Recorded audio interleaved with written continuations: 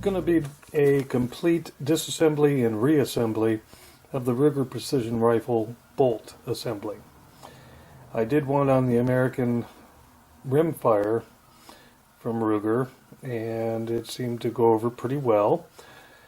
I searched high and low on YouTube to find a complete disassembly and reassembly for this bolt, and it was very difficult to find. I did finally find one from Anarchy Outdoors, which is where my bolt handle came from.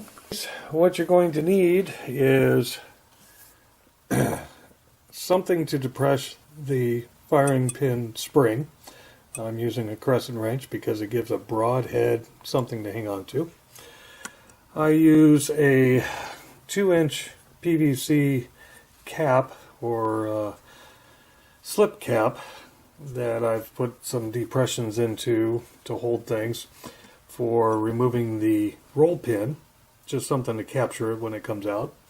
You'll need a roll pin punch and a hammer, and this will come in handy, a little piece of wood that has a hole in it that you can put the firing pin into, and I'll show you that later when we get to that. So let's get this camera set up on a tripod and we will go from there. Okay, let's get started. First process is fairly simple. Take the bolt in your right hand, take the shroud and turn it towards you in a clockwise fashion. Be careful not to go too far. If you fall off the edge there, it's going to be very difficult to get it back together. Remove the bolt shroud. In the end of the bolt shroud, there is a tool. Very difficult to get off. They do not tell you about this in the instructions. So I made a couple of little recesses there so I can get a fingernail inside. Pull it out. Inside is a Allen wrench for adjusting your stock trigger and the tool. Now what you're going to do is you're going to put the tool inside those two openings, and then you're going to rotate it, taking the pressure off of the back of the spring that's holding this in place. So you take that, you slip it inside, and you rotate it 90 degrees, like so.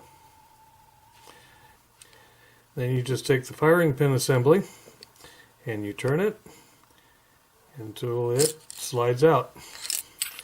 These lugs are what hold it in place. When you put it in and turn it, it locks into the bolt handle, which you can see the holes right there.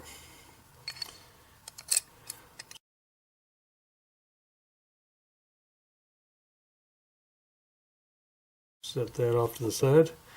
Now at this point you're going to remove the tool. Be careful, it's under quite a bit of pressure from the spring, and you're going to take that out.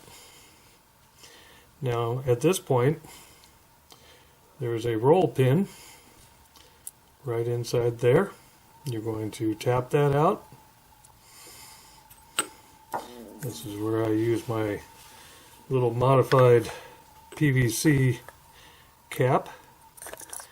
Take your punch, hammer, and tap that roll pin out. I use this because it captures it. Now at this point you grab onto the black portion and you unscrew the firing pin back plate until it comes loose. The spring is under pressure. It's under tension at this point. So as you unscrew it, keep some pressure on it so nothing flies away from you. And you unscrew that until it comes loose. Then you can take that off, take the spring out, and there you have the firing pin. Now notice on the firing pin there's a groove. This is where the roll pin sits to keep this from being able to back out. So when you put it back together, you have to know where that is in order to get the roll pin back in. So that's it. At this point you can clean, you can change your firing pin if you want. Anything else that you want to do can be done at this stage. Now things get a little more difficult. Putting it back together. First thing, it's your spring. And then the keeper is what I'm going to call it, for lack of a better term. And at this point, you are going to have to put pressure on that spring to get the threads to expose in order to put the firing pin back plate back on. Get it started and just start turning. Keep an eye on the hole. At this point, the threads have not started through, but as you turn it, you will see the threads start to show up, and you just keep turning until that little groove is lined up in the hole, so you can put your firing pin back in. Not there yet, and there. So now it is lined up, and we can put the roll pin back in.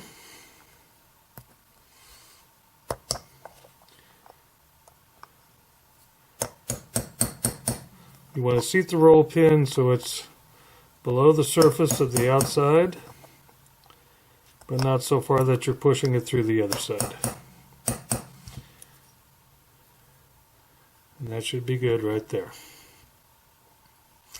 Now this is where things get a little more difficult and you need to add a little bit of strength, and that's where the crescent wrench comes into play.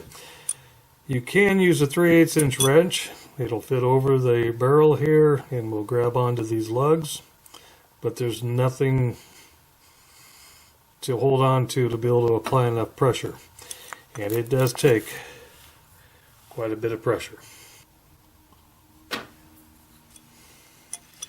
So, take my crescent wrench, put it over so it grabs both of those lugs, and this is where you apply your pressure down. Compress that spring and put your tool back in, and it does take a little bit of strength. So now that it's back in place, you can take your bolt assembly, firing pin assembly, and your bolt and put them back together.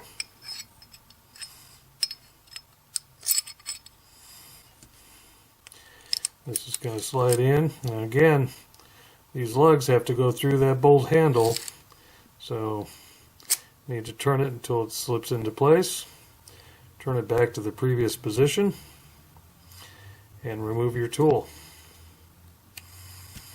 Make sure that when you put it back together that this shoe is pointed downward when the handle is in this position. Otherwise it will not go back into your gun.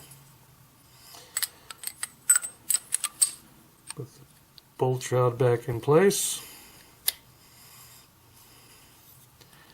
and rotate this back so that it slips back into that little cam slot. That's pretty much it. Put this back together, put it back in.